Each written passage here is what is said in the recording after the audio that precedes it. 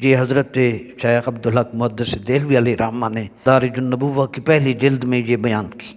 سیدہ عائشہ ام المومنین رضی اللہ عنہا کے پاس ایک عورت آئی، اس خاتون نے ام المومنین سیدہ عائشہ رضی اللہ عنہا سے التجا کی کہ میرے لیے رسول اللہ صلی اللہ علیہ وسلم کی قبر انور کا دروازہ کھول دیں۔ ام المومنین سیدہ عائشہ رضی اللہ عنہا نے قبر شریف کا دروازہ کھول دیا۔ وہ جب اندر داخل ہوئی اور حضور علیہ السلام کی قبر شریف کو اس نے دیکھا، اس قدر درد سے وہ روئی کہ اس کا وہیں وصال ہو گیا۔ شوق و نیاز عجز کے سانچے میں ڈھل گیا، یہ کوچہ حبیب ہے پلکوں سے چل گیا۔ وہ خاتون تھیں، ان کی محبت رسول کا یہ حال ہے۔